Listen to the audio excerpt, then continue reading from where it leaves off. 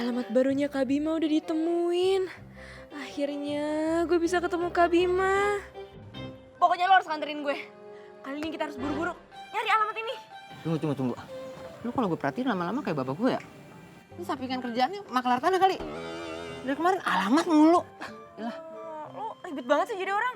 Kan gue juga udah bilang, gue tuh bakal bayar deh uang capek lo sama sewa motornya.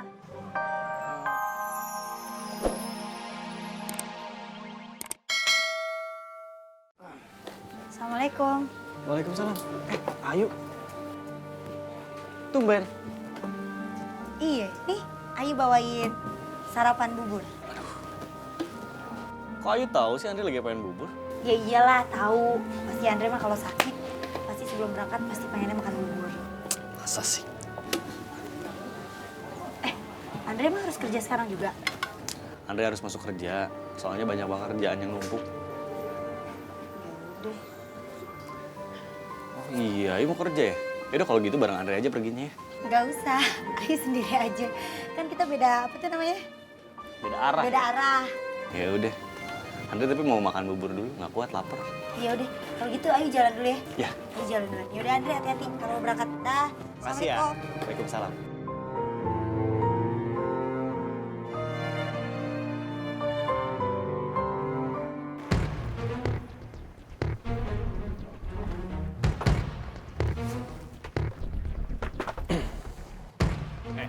Mau apa kamu?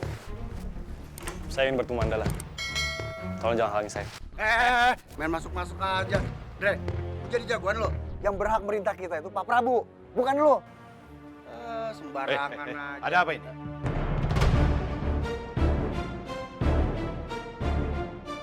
Anak muda, buat apa kamu kemari? Saya nggak akan basa-basi, Pak. Tujuan saya datang ke sini, saya ingin menemui Mandala. Karena saya tahu, dia adalah orang yang ingin mencelakai saya karena saya mempunyai bukti rekaman video Bapak dan dia juga ingin memisahkan saya dengan Ayu. Jadi saya peringatkan, saya nggak main-main. Kalau sampai hal ini terjadi lagi, saya bisa pastikan video rekaman Bapak akan sampai di tangan polisi. Kamu nggak perlu khawatir, anak muda. Semua itu tidak akan terjadi. Saat ini Mandala sudah tidak ada di Indonesia. Saya tidak mau anak saya menambah masalah lagi dalam hidupnya. Dan saya memutuskan dia untuk kuliah ke luar negeri. Supaya dia tidak terobsesi lagi dengan gadis kampung yang bernama Ayu itu. Dan saya jamin dia tidak akan mengganggu kehidupan kamu dengan Ayu lagi. Paham? Baik, saya pegang omongan Bapak. Tapi kalau sampai Bapak atau Mandala berubah pikiran, saya harap Bapak tidak lupa. Kalau video rekaman itu masih di tangan saya. Permisi.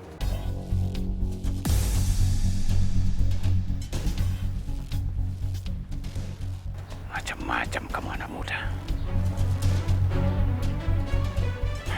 Kamu berhadapan dengan Prabu.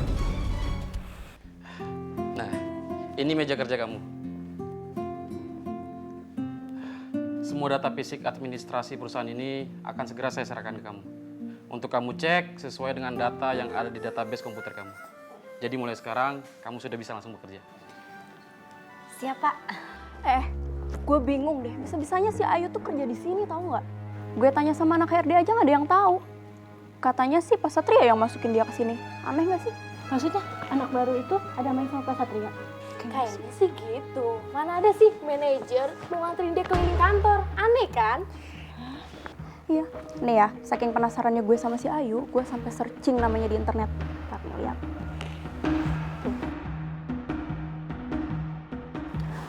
Oh, ternyata dia itu penyanyi dangdut kampung.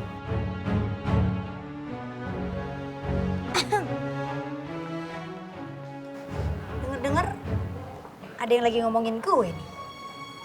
Maaf ya semuanya, apa yang lo pada omongin semuanya kagak bener.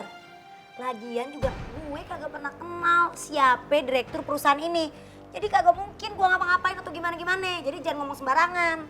Kita ngerti kok, Yu. Sebenarnya nggak apa-apa juga kali kalau lu ada hubungan sama Pak Satria. Heh, lu dengerin gue aja kagak kenal sama yang namanya Pak Satria. Jadi boro-boro gue gimana-gimana. Jadi lu jangan pada asal nuduh, jangan pada salah sangka duluan. Ntar gue tanya langsung sama Pak Satria biar lu pada puas dengernya. Kak Satria kan lagi ke luar negeri. Emang kamu gak dikasih tahu? Ayo lupa kali, masa sih nggak dikasih tahu secara langsung, sedangkan mereka kan ada hubungan. Astagfirullahaladzim. Elah, emang bener ya, susah kalau ngomong sama trio Hello Dangdut. Selalu pada Iya Andre, Iya, tadi saya kebetulan dengar kabar dari kantor katanya Bu Nuri lagi sakit. Makanya tadi setelah makan siang saya sempetin buat kesini dulu. Nuri sudah mendingan, lagi istirahat di dalam. Andre duduk aja dulu, Baik, ya. baik. Nanti saya panggilkan Nuri. Ya.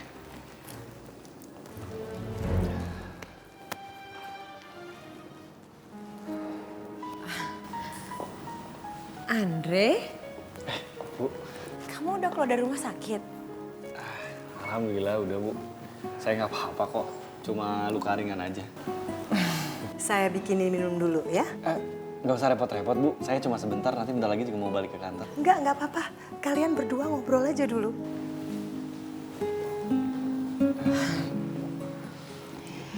Gimana Bu, udah mendingan? Ya, saya baik-baik aja.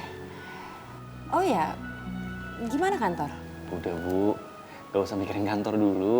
Yang penting sekarang Ibu sembuh, masalah kantor aman, insya Allah. Saya nggak tahu lagi harus gimana kalau nggak ada kamu, Dre. Kamu orang yang bisa paling saya percaya dan saya andalkan saat ini. Padahal kemarin kamu juga baru mengalami kecelakaan. Kenapa penyakitku harus kambuh lagi? Padahal aku belum sempat mengenal kamu lebih jauh, Andre. Aku ingin punya kesempatan lebih dekat sama kamu. Bu Nuri kenapa Bu? Sakit lagi? Kambuh, biar saya bantu, ada yang bisa saya bawain obat? Ya udah kalau gitu lebih baik Ibu istirahat lagi biar saya kembali ke kantor karena masih banyak kerjaan yang harus diselesaikan. Oh ya, ini ada sedikit buah-buahan buat Ibu. Salam buat Bu Sarah ya. Dre,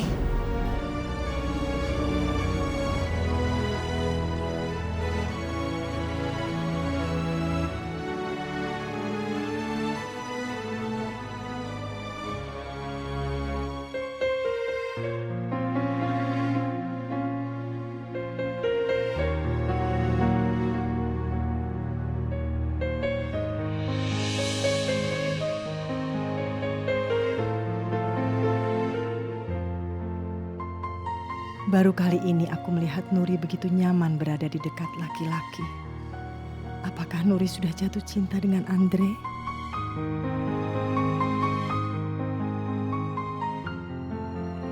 Solim banget ya.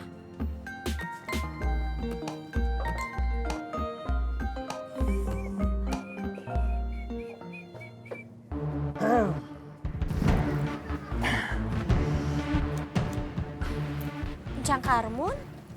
Kaget ya lihat gue? Lu juga pasti lagi kaget kan? Kagak percaya kalau nyaknya si Jay sama si Ayu itu sampai sekarang masih hidup. Loh, Cang Karmun juga tahu soal itu ya? Ya iyalah, Karmun. Semua juga gue tahu kali. Nah sekarang nih gue juga tahu di mana Empok Sarah tinggal. Gue bakal kasih tahu nih ke lu asal lu mau kerja sama mak gue. Maksud Cang Karmun apa ya? Kanza nggak ngerti deh beneran. Ya elah, nih bocah. Ya udah kalau Cang Karmun nggak mau ngasih tahu jawabannya, nggak apa-apa. Iya, ambekan bener nih anak. Udah duduk, gue jelasin. Duduk. Kakak sopan bener nih anak nih. Mana sih orangnya? Sedot WC. Princess. Bingung gua. Kalau ada, nyusahin. Kalau hilang, ngeselin. Bener-bener dah. Ampun gua.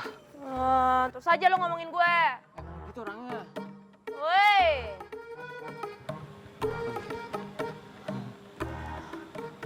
Aman, bodyguardnya bokap gue udah nggak ada. Tapi bisa aja dia di sekitar sini.